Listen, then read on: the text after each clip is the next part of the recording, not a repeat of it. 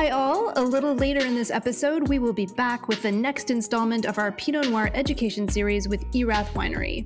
And I wanted to remind you that you can taste along with us. Erath is offering a very super special, the Four Top 6-pack of wines exclusive to you, our Four Top listeners, at a sensational discount. Go to erath.com/thefourtop to learn more and purchase those wines. Thank you so much, Erath, and I can't wait for our next educational installment. I have a confession to make. We actually temporarily did run out of toilet paper for our nearby store where our family lives, and then one night I ended up having to use newspaper, and man, the times were rough. Oh, Martin.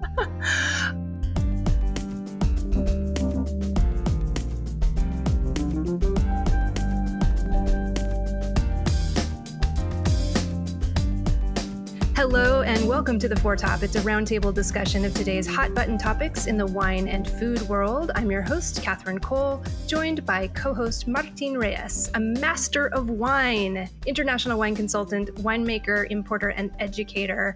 Martin, I was talking to another master of wine the other day, and I was telling her she needs to call herself a master of disaster and surgeon of pain.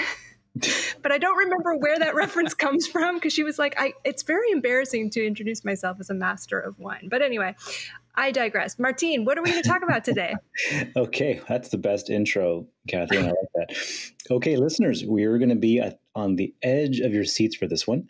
We're going to talk about, drumroll, the economics of the wine industry. Now, obviously, all jokes aside, this is an episode you definitely don't want to miss because we're joined by two finance rock stars and wine geeks who are a lot of fun to listen to. And I do feel like we're going to learn a lot today and enjoy every second of it. Well, I can't wait. And with that, let's meet our panelists. We are delighted to be joined by Felix Salmon, the Chief Financial Correspondent at Axios, co-host of the Slate Money podcast, and stealth wine expert. Very stealthy. In addition to all the other things he does, you can hear Felix hosting the Slate Wine Club podcast, and you can read his wine writing on VinePair, among other places. Hello, stealthy wine expert. Hi, Catherine. And Rob McMillan, Executive Vice President and founder of the wine division at Silicon Valley Bank, and author of an annual report I don't think I even need to introduce. If you are in the wine industry at all, you know about this thing. It's called The State of the Wine Industry. It is read by everyone in the business. We're so psyched to have you here.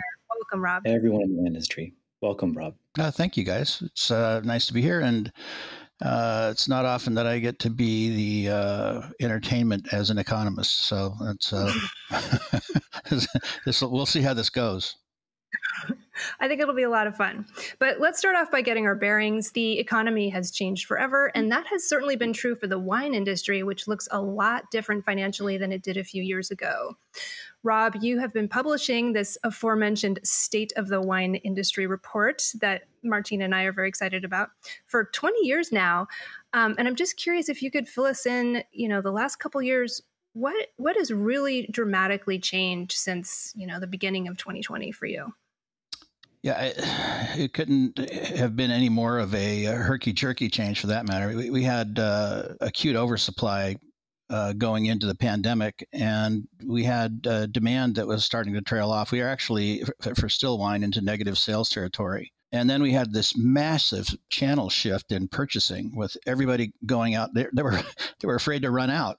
And so it's one of those questions that you can ask at a party, what did toilet paper and wine have in common in 2020? And the answer, of course, is they were both hoarded.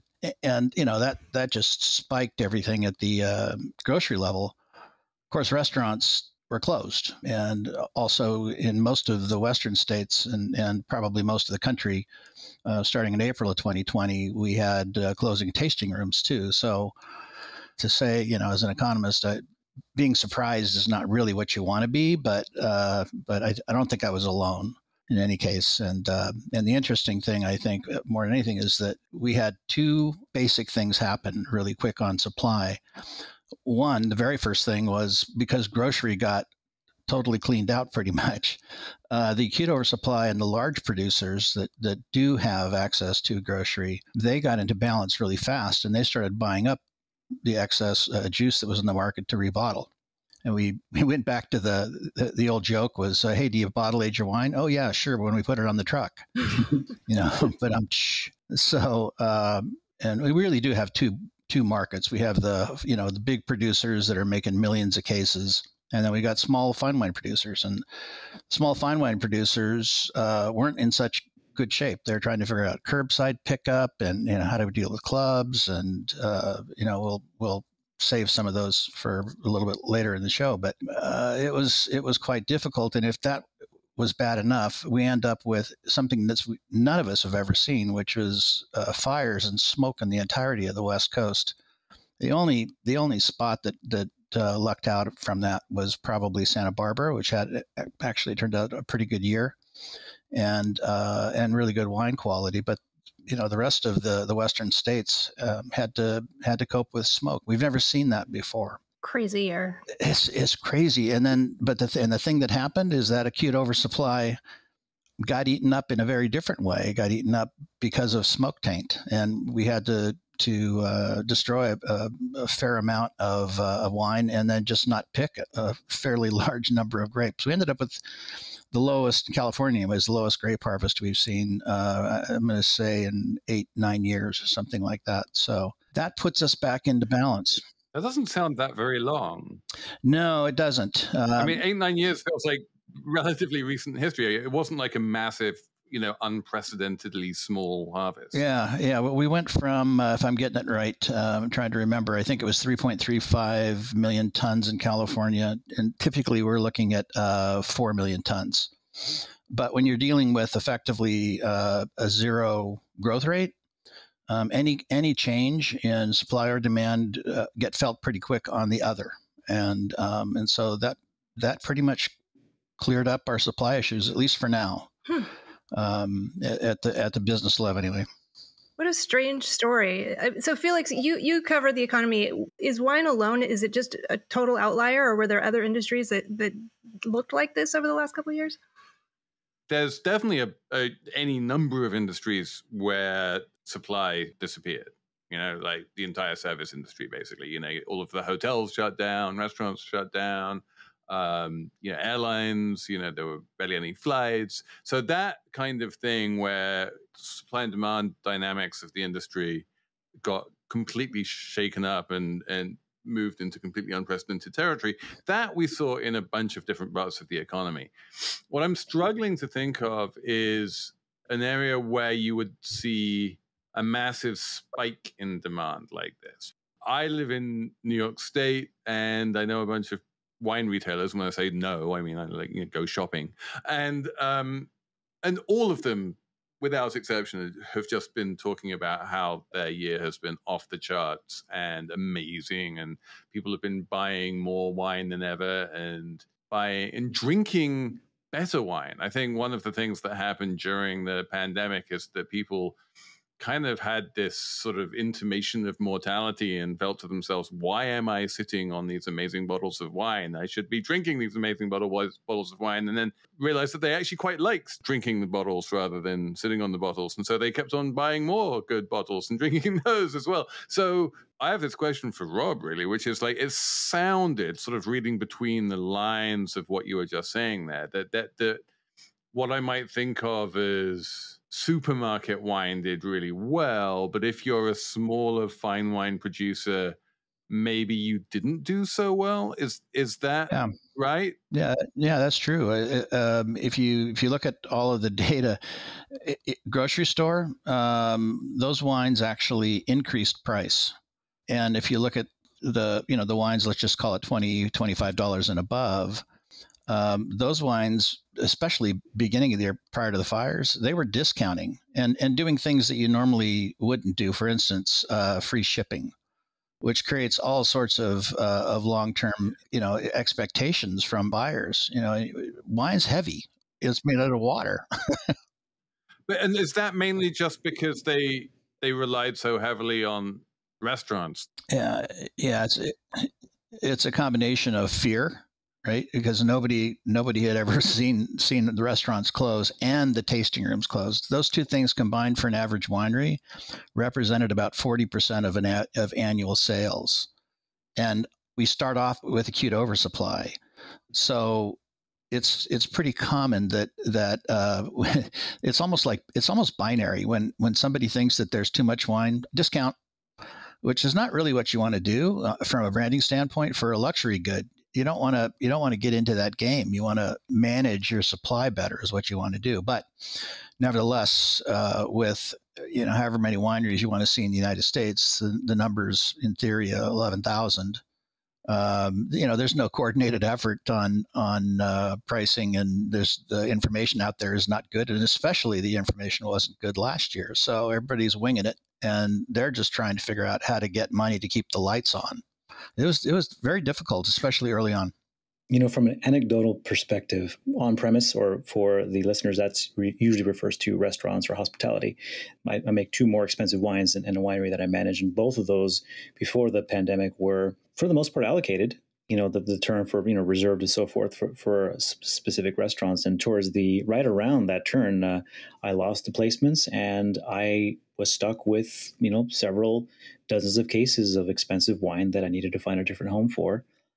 Didn't see that coming. And that was, that obviously has a cascading effect around everything else that you focus on as a manager or owner or vintner of a small winery. It was there were tectonic shifts that happened that I still feel like we're feeling the effects of now, and that we will continue to feel the effects for many years to come. And so, Martin, is what Rob was talking about? Is that what happened to you? Did you find yourself with all of this wine which you needed to move, and decide that the way to do it was to discount it, basically, to sell it to some? Don't ask a brand owner if he's going to discount his wine. I'm naive here. I don't know what not to ask. Tell everybody that the wines are very expensive and worthwhile, and it's in allocation. You can't find it. we fortunately did have a strong following with our club, and some retailers that we had a good relationship with that picked up the wines that they hadn't had access to before. And so we did okay. But that isn't to say that there weren't challenges. Absolutely, there were challenges. And I think collectively speaking, if no matter what winery you're at, if you have a plan and that plan is messed with, right, for 1 month, then 2 months, then 3, then 6, then a year, you're asking yourself questions as a business that you didn't think you were going to be asking yourself. We certainly asked those questions. I think, the listeners and businesses, right? If you're a small business, you were asking yourself questions that you didn't expect to, no matter what industry you were in. And I think that is the general answer I can give you, Felix. But I hate to come in and be like that guy, but isn't this a business where shit happens on a kind of annual basis? We saw this in France, right? With the frost, there was like an entire vintage more or less wiped out in large chunks of France. Like, you have to expect, if you're in the grape growing business, that in some years are going to be like really bad years. We certainly depend on nature. We depend on farming, right? And some of us are farmers, and some of us depend on and buy from farmers. So yeah, I had some of my Pinot Noir wiped out entirely due to smoke taint. I didn't produce 2 wines of 2020, but yes. So there is sort of, it tests your resilience, and there are ups and downs. The general point, though, is that you have general relationships with the channels, and they tend to stay open. This is the first time a channel just clamped down as far as restaurants went. That never happened before. Right.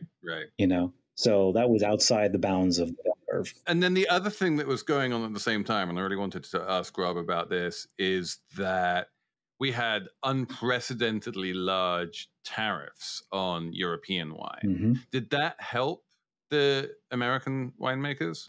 I don't really think so.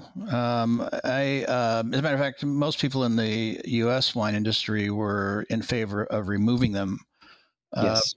Prior to those tariffs taking effect, the tariffs that are over in the EU are actually higher on American exports or imports for the EU than the opposite. And we were asking for things to be right-sized, normalized, and but I don't think it really made that much of a difference. Remembering that there was hoarding going on, so that when you have hoarding, which was what happened in March of 2020 and into April, that removes rational economic thought from the equation. It's just, I don't want to run out of toilet paper. That's what it really gets down to. So I don't want to run out of toilet paper or white Bordeaux, Or and wine. sometimes I go back and forth on which one is more important.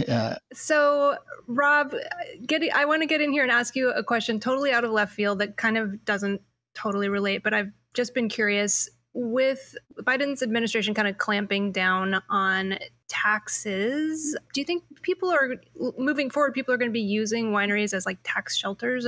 Because, they say the best way to, what is it, Martin? Become a millionaire? To make $1 million? Become a millionaire is to start with 10 million and sink it into a... Yeah. That actually has been going along. I would say it probably started with the Reagan tax changes and accelerated depreciation, which I'm sure all your listeners would love me to talk about that. But in the Reagan years, effectively what they would do is they would say, if you make an investment in anything, you can write it off against current income, which is always, you want to try to push your current income down and increase your capital gains, which are always taxed at a lower rate. So that's the way a lot of the wineries in the 70s and 80s were started, because of those tax advantages. And then through time, it's still worked out the same way. It takes a long time to start a winery. It takes a tremendous amount of cash. And as long as you can offset that against another business that you have, then, it's okay. Truthfully, at least in my view, it was the Trump era taxes that were probably more painful for both right and left coast.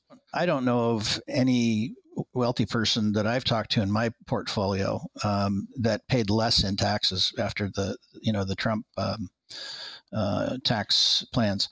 That said, you do know a lot of very wealthy Californians. I mean, California has a much healthier budget than anticipated because Silicon Valley is booming and people are going public and making gazillions of dollars. Yeah, it's about 2/3 of California's budget is based on changes in the stock market or IPOs. So that's a big part of California's budget for sure.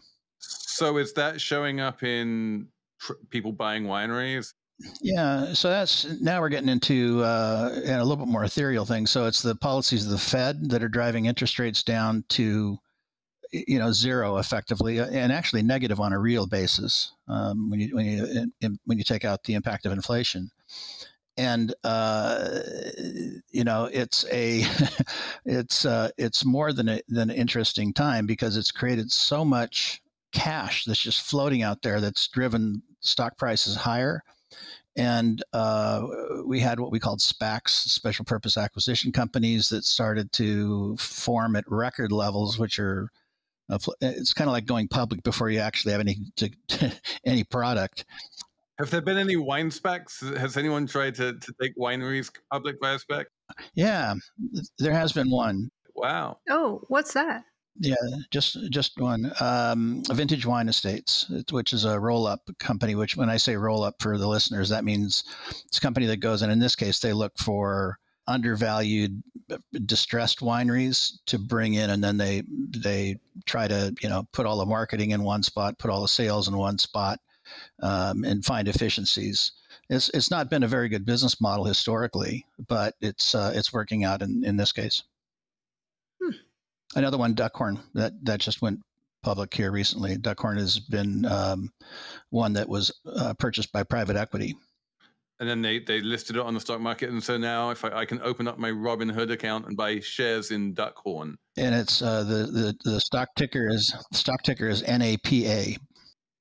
Which is my question for Martine. Like, given the choice between, $20 of stock in Duckhorn or $20 of Duckhorn wine, which would you choose? That's a good question, but no, I love the people at Duckhorn, but at the same time, yes, I certainly see I'm not a financial advisor. I'm in the wrong space. I drink too much, so that's my problem. So I probably would choose the Duckhorn itself. So going back, I think of something here, Catherine. You and I both wear a few different hats in this crazy wine industry, and one of yours just to shift a little bit the topic here, one of yours is working directly with small wineries who want to become competitive in the digital space. So from your perspective, what has changed since 2020? I loved that Rob pointed this out in his report. And of course, we'll post links to his report on our social media feed. The advent of online wine sales for small wineries, yes, as Rob pointed out in his report, yes, the advent, like small wineries that didn't even have websites or didn't even have e-commerce suddenly jumped into it. And that part of my work, I was completely overwhelmed. Everyone needed a new website. Everyone needed new e-commerce. It was just really interesting to see that these wineries that thought all these years that they had to rely on distribution didn't. And they thought they had to rely on tasting room visits, didn't. You can create a tasting room experience digitally online with beautiful design. You can welcome people into your world. You can tell your story. You can create a whole narrative. And you can sell wine directly to consumers and make, can I say a shit ton more money because you're not going through the distribution chain. I'm sure Rob can explain that better than I can, but I mean, it's just fewer middlemen. That makes sense. But like Catherine, I have so many questions for you on this one. I mean, there is a pretty obvious difference between the real world tasting room experience and the website. And I don't need to spell it out. How on earth can you recreate a real world tasting room experience if people, aren't actually tasting? The thing that's also surprised me, and I have sort of led quite a few tasting seminars and that kind of thing, as have you, Martin, I was really surprised at how well Zoom fared to the point where we don't need it anymore, but people still want to do Zoom tastings. Zoom tastings are awesome. I'm a massive fan of Zoom tastings. I can't tell if you're being serious or not. No, I am actually being serious. So I think Zoom tastings was one of those things which was a lot of fun. We were all stuck in our bubbles and weren't allowed to see anyone. And Zoom was awesome for that. I know a bunch of people who genuinely learned a lot about wine through Zoom during the pandemic and, will have thereby become much more sophisticated wine consumers. It was definitely a thing. I must admit, I think my first Zoom tasting post-pandemic, once the pandemic started, was the John Bon Jovi rosé tasting. Dive into water. It was. What was it called? I think it's Hampton's water. I'm not sure. Hampton water. There you go. Yeah. So Catherine, I love this because wine is all about stories, and I'm convinced about this. Yeah, I think that the digital space, creating these beautiful stories with imagery is so important now. I think we all kind of wondered, what's the point of online retail? And now we get it. You can create a whole world online, and then the buyer joins your club or joins your mailing list, clicks buy, and guess what? You're sending them the wine directly, and you can include another story in the box. You can keep sending them MailChimp. Would MailChimp like to sponsor us? Because I'm going to call them out right now. You can send them those MailChimp newsletters. I work with some wineries. They do their personal recipes and they do their stories about the animals on the farm, and people just love that. They feel like they're friends with the winemaker. And I think that's what works about those Zoom tastings too, is some of these winemakers are total rock stars, and you can engage directly with them and ask them a question, and they're right there in your living room. On the Zoom tastings, as we start to think about, what still actually works, there's a disagreement. Some will say, "Oh no, that was something only for the pandemic," and I've been saying actually for very long time that actually, since it was Skype tastings, that was an idea that I had way back before Skype was bought by Microsoft. Microsoft ruined it, but now, when you think about the changes in the consumer, one of the things that's happening is we're going to still end up with Zoom tastings. For instance. If you're expecting everybody in Ohio to come to your Napa Valley winery, and that's how you're going to sell wine, that's dumb. Because that's like asking, as an example I use all the time, it's like asking somebody to go to Detroit to buy your car. It just doesn't make any sense. But as we move forward, there's a couple of other things that are happening. One, it is an opportunity to talk to somebody in Ohio or wherever else. And then one of the big things that wineries are discovering is that this work at home thing, with people now at home, now you're having corporations that are having a hard time defining their own cultures. And, how do we have fun together digitally? And, so can we have more digital concerts? And, you know what? Zoom tastings actually work for corporates. I'm gonna take the under on that one, Rob. Right. Like the prospect of like an enforced fun corporate Zoom tasting where I'm like drinking wine with my colleagues, with whom I already have excess Zoom fatigue, is I don't know. I wouldn't jump at that opportunity. A corporate happy hour with 500 people on your screen is clearly not an appealing aspect for some companies in some situations, but it's not whether that works versus not, all or nothing. There's going to be a shape, right, in which people who say in Ohio, whether it's an alumni event for a winery who went to that university, right, to ship boxes in a more convenient method, and then have everyone taste in the comfort of their home from picking something up.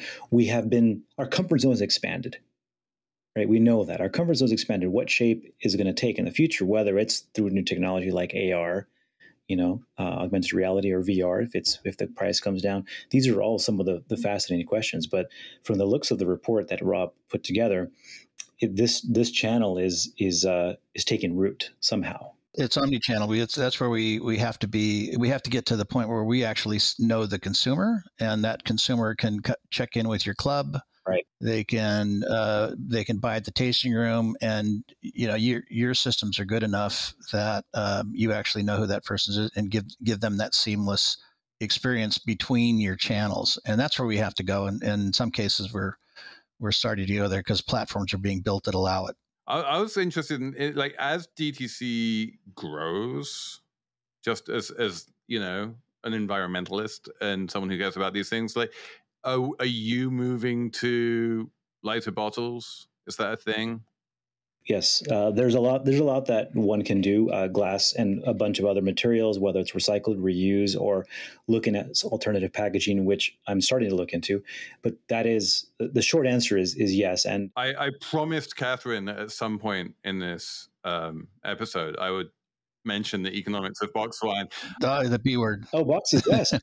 Boxes are amazing, and I'm a massive fan of boxes, and I can tell you that pretty much my biggest frustration as a wine consumer in what is one of the top 2 places in the world to be a wine consumer. Like, I think London and New York are really like as good as it gets in terms of just the range of wines you have easy access to. But my biggest frustration is a severe lack of high quality box wine. If there was more of it, I would buy so much more of it. Oh, this could go into such geeky territory. I mean, I want to drop the word reductive, and then I want to drop the word oxidative, but then I'm afraid we will lose all of our listeners. I have a solution for you, though, Catherine. For your oxidative wines, you don't ship them in boxes; you ship them in little mini barrels. Right. we call them kegs here. Kegs, baby kegs. There's nothing I love more than walking into a bar in Madrid and asking for a Fino, and they just like pour it out of the barrel. Shipping from California to New York in a barrel. I don't know if that will make it into that might barely make it in one piece. Martin, Ooh. Sorry, yellow card. See, out. I always laugh. Well, hey, first of all, I think we need to take a quick sponsor break. So we will be right back. Folks, it's the moment you've been waiting for. This is our 3rd installment in ERAS's Pinot Noir Education Series. We've got 6 sip-sized Oregon Pinot Noir history lessons for you to enjoy while we all taste wines from the 4 Top 6-pack. That's 6 bottles selected by ERAS just for us.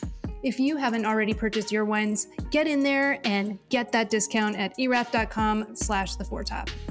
Now, we are tasting a fancy older vintage today. This is the 2015 La Nuit Magique Pinot Noir. I'm really curious to taste this since 2015 was actually an uncharacteristically hot growing season here, and harvest happened early. Clearly, being in this for more than 50 years, this winery knew what to do with this harvest. This is a delicious wine. But I am going to hand my mic over. Rachel, what do you think? I love this wine. It has a little bit of that savory stuff, so it has like cedar on the nose, a little bit of like Oregon fir, so all those Oregon forests that we love, but then also like the ripe plum and like a little bit of berry. This is just delicious. What do you think, Izzy? Yeah, I could smell this wine all day. Absolutely wonderful, and the taste is even better. As you can tell, we're having a lot of fun recording these little Oregon wine history lessons thanks to Erath. We left off in the last one in 1969 when Dick Erath planted his first vines. Now, it takes about 3 years for grapevines to mature enough to bear fruit that will make fine wine. So let's move forward to 1972 and Erath's first commercial vintage. The production of 216 cases was the first in the Dundee Hills. It's tough for us now to imagine how much work it took to make these wines back then with pretty primitive equipment and no real winemaking resources in the Willamette Valley. And what's amazing is how good these wines were and still are. And in fact, I've actually seen a bottle of Erath from that first vintage, and I have to say, the label is beautiful. I mean, so much thought was put into this winery from the very beginning. And that's it for today's history lesson. I hope you'll join us next time, listeners, but before you do, make sure you've got your Four Top 6-pack so that you can taste along with us. Go to erath.com/the4top for that special discount of about $40 off retail, and remember, you can save an additional 10% if you join the Erath mailing list before you shop. All right, back to the episode. You know, everyone, a word that's come up repeatedly during this episode is the word club. And we're not talking about something that you beat someone over the head with. We're talking about a wine club. Come on, Martin. I know you want to get the baby seals in here somehow. Well, seal my doom if I do that. I'm just going to lay the groundwork and say there are basically two kinds of wine clubs. One, you join because you want to support a specific winery, and the winery just sends out their own wine maybe once every quarter. And the other is more of, it could be run by a retailer, some sort of curator, maybe a sommelier, who gathers up all these interesting wines and then sends them out every quarter or twice a year or whatever the timing is. And Felix, you have a podcast, which is called the Slate Wine Club. And it's kind of unusual because I don't know of another wine club that comes with an audio element. So I'm very intrigued being an audiophile. So tell us a little bit about the Slate Wine Club. So the Slate Wine Club is, I'm preface this, and I'm very open about this, that I am not a businessman. I have no interest in that business. Like financially, I'm like the voice of it. They needed someone who had a vague idea of what the difference was between a red wine and a white wine to interview the winemakers. And a fabulous British accent. And the fabulous British accent, and they send me some wine to taste, and it's all fun. I'm very happy to do it. But for me, it's a very natural thing for publications, right? So we've had like the Wall Street Journal Wine Club has been around for ages. I think, a lot of other newspapers, certainly in the UK where I'm from, this idea has been around for a long time. And if you trust the publication and you want to support the publication in some way other than buying like a subscription to the publication, and you like wine and you trust the people like me or the wine writers at the Journal, whoever it might be, to pick good wines, it makes it easy and you can feel a little bit virtuous just signing up for this club. And especially for the Slate Wine Club, you get to sort of pick, you can listen to my interviews with the winemakers and you can say, I like that guy, I want to try his wine, and you can order his wine. In that way, I would say the wine club acts a little bit like any other direct marketing channel. It's just a way to reach consumers. And it seems to, there isn't a huge amount of overhead involved, and you pick the wines and you send them out. It's too early to tell, to be honest, like how successful it is, but it's a low risk operation, but it also has the opportunity to be incredibly successful. So it's a good sort of risk profile there. Like it can be very successful, but it can't be very unsuccessful. One of the main revenue generators for most small wineries that make premium wine is the club. And oftentimes it's 20 to 30% of total sales. So it's a big deal. And it is actually a lot of work because, you've got to think about this consumer, where they live. And if you're going to do it right, you got to think about what they buy. You got to think how they buy it, how often they buy it, how often do they want to buy it. And ideally, what you're trying to do is actually get to the point where you could have forecast level metrics, so that there is some prescriptive action that you take when you get to, let's say, month 24. A typical wine club member will last for about 30 months right now. Ideally, you'd love to push that out further. And if you say, okay, well, there's a big drop off in this age group when they hit 24 months, then here's a prescriptive, we want to change this offer up, because people just get bored. It really helps to have a range of bottles. Like if you're something like the Slate Wine Club, like you're not connected to a particular winery, you don't have that problem. You don't have the problem that people just get bored of receiving the same wine over and over. You actually have a different problem, which is that if people really love the wine they got, they can't actually get more of it through the club. It can become hard for them to just keep on going back and saying, like, hey, I really like that wine that I got from you a year ago. Do you have any more of it? And you're like, no, we've moved on from then. There are probably a couple of subsets of the curated wine club. And I'm speaking from the perspective, I was in the retail shop where we would curate our selection for people that signed up for us. I did manage in the early 2010s, the New York Times Wine Club and the Food and Wine Magazine Wine Club and Michael Mina and a few others. And the economics were fascinating because we were competing with other larger clubs that had different economics within their system. And towards the end, frankly, we ended up not having enough marketing dollars to be able to compete and announce our club, because, as Rob said, there is an attrition point, right, where between 2 and 3 years, people give up, they move on, they lose job, they move or whatever, or they go to a winery and they say, I've got too much wine now, I'm going to cancel one of my clubs. One of the keys to know for the consumers who are listening, for the listeners here, is, well, how do I know if what I'm buying is priced fairly, if it isn't just a sort of smoke and mirrors packaging that a marketing graphic designer slapped on a nice kind of glossy or semi-glossy label and then called it something, where in fact they were buying, a lower quality bulk as opposed to higher quality, and then leveraging that gap, that mystery of what its retail price is. This is what's fascinating now, and I wish that I was buying wine clubs now, because of everything we mentioned. The virtual space has matured. Right, the technology, the ability for a grandma and 6-year-old to get on Zoom calls right now is light years away of where it was 2 years ago. So there's an expectancy that if you're doing a club, you have that communication, that your availability, and if Felix is available to interview the specific owners or the winemakers of Mastro Berardino, right, making a Taurasi wine. That's a legitimate place you can actually go visit. You can walk the vineyards, you can talk to the winemaker, you can know what that wine price is in other areas. What Felix and Slate Club is doing is curating existing noble producers. I call them noble, as like, they exist, they're legitimate. Or in Mastro Bernardino's case, like literally like 12th generation. Right.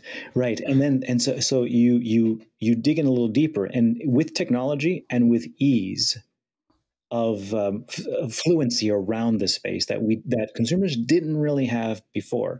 People weren't on Zoom, they weren't on Skype, not even then. They weren't on all of these elements that they're expecting now. And so we were equated, Terra Stregata Falangina was equated with, gee, I wonder if this is any good, because I've never heard of it before. Well, you haven't heard of it because it's a legitimate winery in Italy that was only imported by us. But in this case, you don't know the difference between, back then, you didn't know the difference between the two styles of club purchasing. So Martin, like, let's be clear for the listeners here.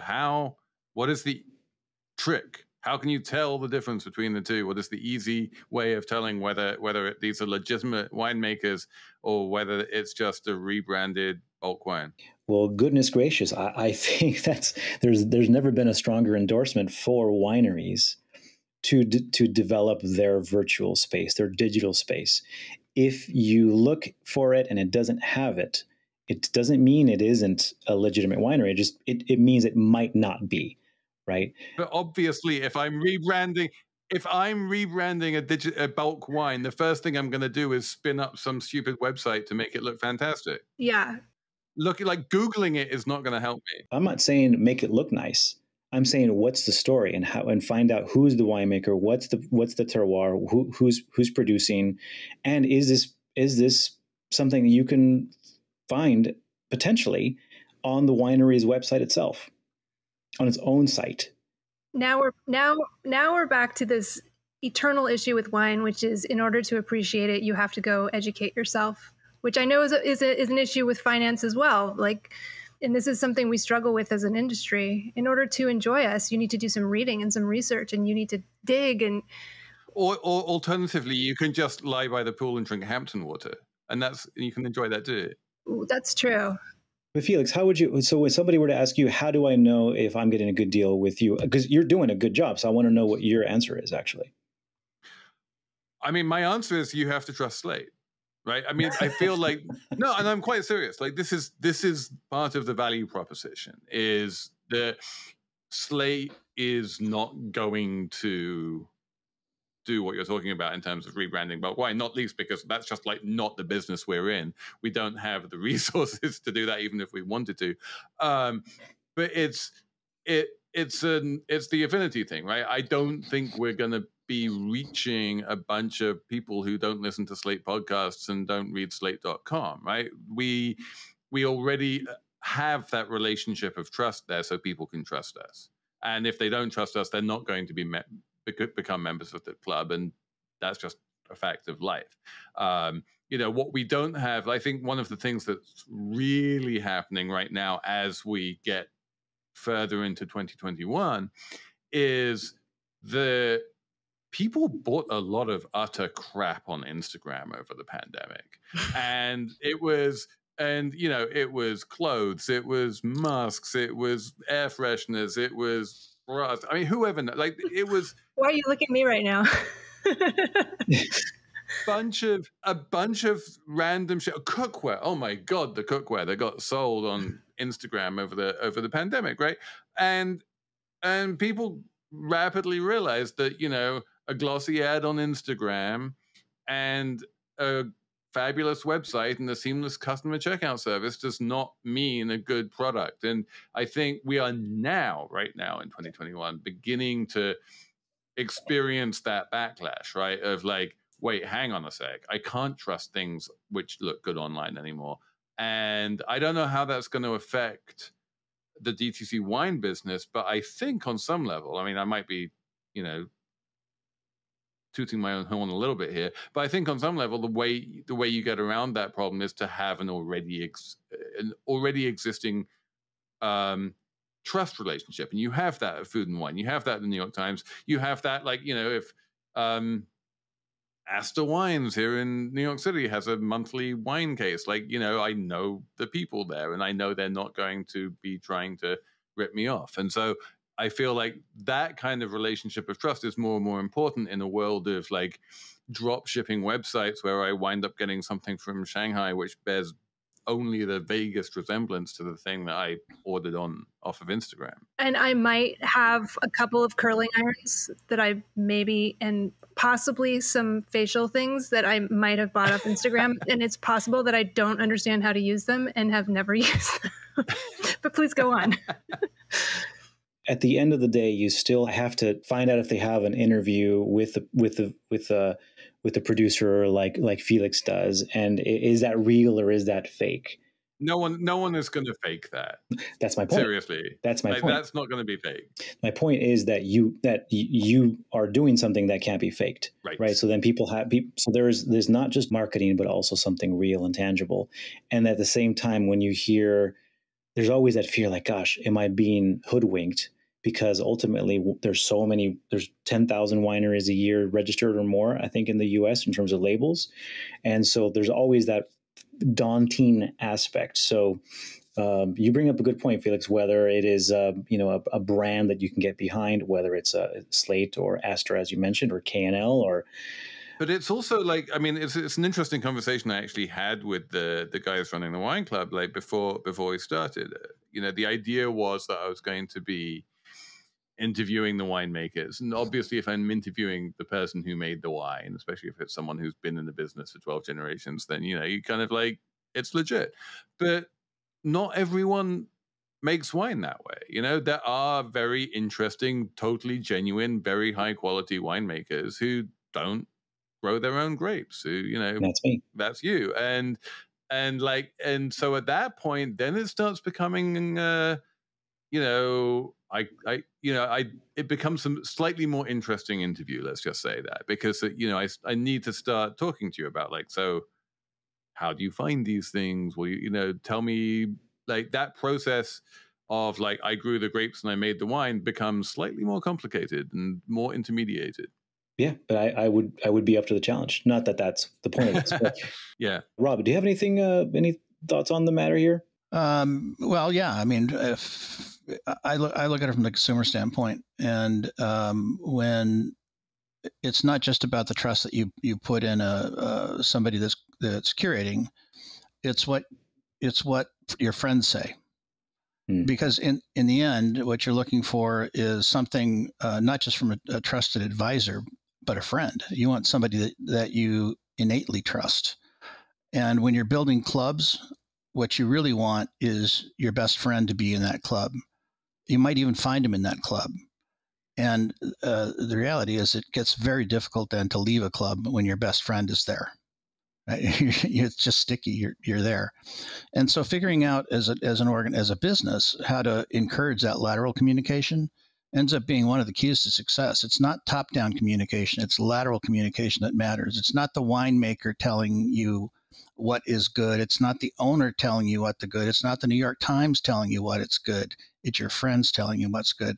And so what you have to... Oh my God, I want your friends, Rob. My friends have So what you have to do is you end up having to put in place, it's social media. I mean, that's a basic, right? But ways to laterally communicate, and you have to enhance that and encourage it. That's the challenge. Well, on that note, I hate to bring this fascinating conversation to a close, but I do want to let everyone have their evening back. So we are going to transition to our dessert wine course, in which we each recommend something fun we've been enjoying this week. Martine, why don't we start with you? What would you like to recommend to our listeners this week? I'm going to recommend the simplest thing I think I will recommend on the Fort Top. And this is for all y'all parents out there of kids, probably, between 1 and, 8 years old. This past summer, this happened. It was awesome. We basically threw grape clusters from the store, seedless ones, into the freezer. Oh, yeah. Yeah. And then I don't know how big this is for other parents, but man, this was a huge awakening for me this past summer, where they turn into like little almost like sorbet pops in your mouth, and they melt, and then they eat slower because it gets so cold, so they don't get this massive sugar rush the way they just keep popping them in their mouth. So I highly recommend a huge. To me, this was novel. I'm sure to many parents, like, oh yeah, I knew that. But freeze your grapes, and even for yourself, it gets warm in the in Indian summer or whatever, that you can cool off with frozen. I've seen this on TikTok with the twist of, like, before you freeze the grapes, shake them up with some powdered Jello, and they get that little Jello coating on the outside, and that's just crack for kids. Right Oh man! Or you can just use them as ice cubes in your cocktail, which is another option. Like it. Yeah. Thank you. Rob? I don't know about you guys, but I try to figure out ways to, be better and things to do for myself and how to find happiness, how to make others around me happy. Recognize that this is where we were, right? If you're in New York, you walk down the street, you don't even look at somebody. Matter of fact, you hide your eyes, you go the other way.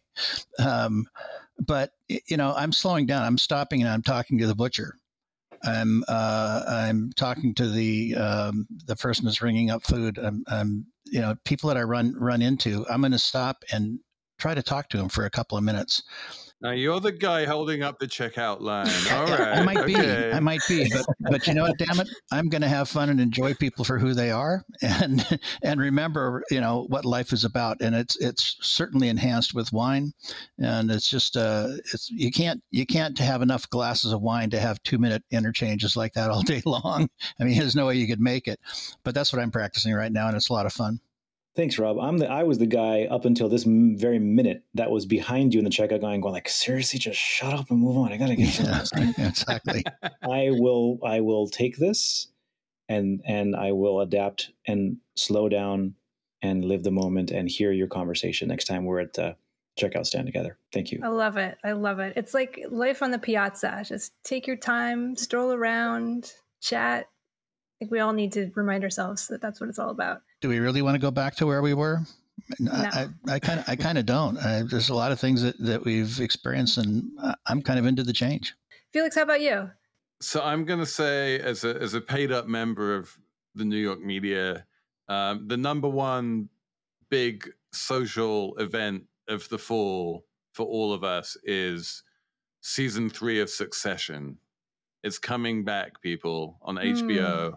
And we are all going to be watching it, and it is the greatest thing on TV. And if you haven't seen seasons 1 and 2, I can highly recommend watching seasons 1 and 2. And season 2 of Succession is the greatest thing on TV ever until now. We can hope that season 3 is better, but we are all going to be talking about it. And you can there's even a little bit of wine in there with Connor Roy does his wonderful hyper decanting. Bless him. Puts wine in a blender. I love watching wine scenes in movies and TV shows. Well, I was not sure what my dessert wine course was going to be tonight until we started randomly talking about Hampton water, which I didn't even mean to bring up. But then we were talking about the power of storytelling, and it just occurred to me that Gérard Bertrand, I'm terrible French accent there, but who actually makes Hampton water, is a wonderful story, a totally inspirational winemaker. And so I can't just blow Hampton water off as being this silly John Bon Jovi wine, because I know this amazing winemaker who is behind it. And Martine, you've probably met him. Mm-hmm. He's so inspirational. He was a professional rugby player for one of France's biggest teams, but this was back before professional rugby players made much income. So they had to kind of do their sport, and they were nationally famous, but then they also had to have their day job, and his day job was working for his family winery. And when he was 21 years old, his father was killed in a car accident. And so he had to run the family winery, work harvest, which anyone who's worked in the industry knows, you're pulling all-nighters, and then go play rugby, and just kicked ass playing rugby and also making wine. And then he sort of transitioned to being one of France's foremost spokespeople for sustainable wine growing, and I believe is the largest biodynamic vineyard owner in Europe. I believe that's true. So there you go. So what's his brand? If we don't want Hampton's water, or if it's past the summer now, so we don't want pink anymore. Gérard Bertrand, so Gerard Bertrand. So just Google that. All right. And, very thoughtful winemaker, very gentle, and very passionate about land stewardship. And puts out a lot of affordable wine, like the Cremant de Limoux Brut. I mean, this is a great traditional method sparkling wine, and it's $20, but that those grapes were grown biodynamically. Okay, I'm sounding like an ad for this man, but I guess I'm just saying it really is all about the storytelling, because once you know the story, you think this is really inspirational. I've really been moved by this brand. Anyway, we must move on, sadly. Thank you so much to our fabulous panelists. What a fun conversation. Listeners, you can find Felix Salmon online at felixsalmon.com. Or Axios.com even. That's my day job. Of course, Axios and the Slate Wine podcast as well. You can check out Rob McMillan's world-famous State of the Wine Industry report at the Silicon Valley Bank website. It has charts. So many charts. And it's also entertaining. It's like the one financial report that makes me chuckle every year. And you can find that at svb.com. That's for Silicon Valley Bank. And Martine, where can our listeners find you online? Well, you can find me and my company at reyeswinegroup.com. And while I'm at it, since I brought up my winery, I normally don't bring it up separately, but peterpaulwines.com is the brand that I manage. And so, yeah, those are the two, reyeswinegroup.com and peterpaulwines.com. Very nice. And you can find, actually, I should bring up my day job as well, which I never talk about. But if you go to vinagency.com, you can read all about the creative work we love to do for fine wineries. You can read about my books at catherinecole.com. But really, what I really want you to do is go to theforetop.org, because listeners, we want to hear from you. So please check out our social media handles, get in touch with us, tweet us, Instagram us. I don't know if that's a verb. Please subscribe to The Foretop on your favorite podcast app. Leave us a rating on Apple Podcasts so others can find the pod. That's it for now. Signing out from the high-fiber, protein-packed city of Portland, Oregon. As always, so good to be here with all of you. Thank you so much for listening. Bye-bye.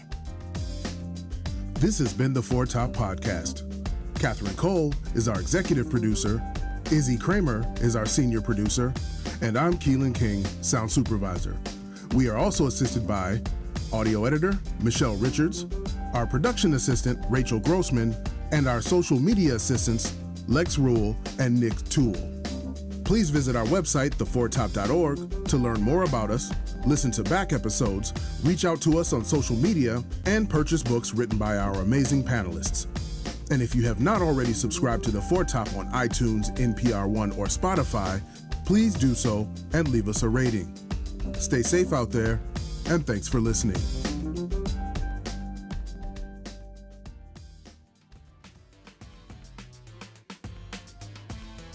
Oh, wait a minute. Are you still there? Oh, well, if you're still listening, then I need to tell you something. I need to tell you about the fabulous swag over at sparklingwineanytime.com. Sparkling Wine Anytime is, of course, your favorite new book about all things bubbly, but it is also a wonderful website designed by our team, Lex and Rachel, and we have gifts and goodies galore for you. We have sparkling wine-themed beach towels, teas, cocktail napkins, fancy wine flasks, adorable tote bags, and more. And guess what? Your purchase will help to support a favorite cause of ours, Ahivoy, that's AHIVOY, check it out, which provides education and career training to vineyard stewards in the Willamette Valley. So it's a win-win for everyone, and who doesn't love sparkling wine anytime? Please head to sparklingwineanytime.com. We would love to see you there. Thanks. We love you all. You're wonderful. Kiss, kiss.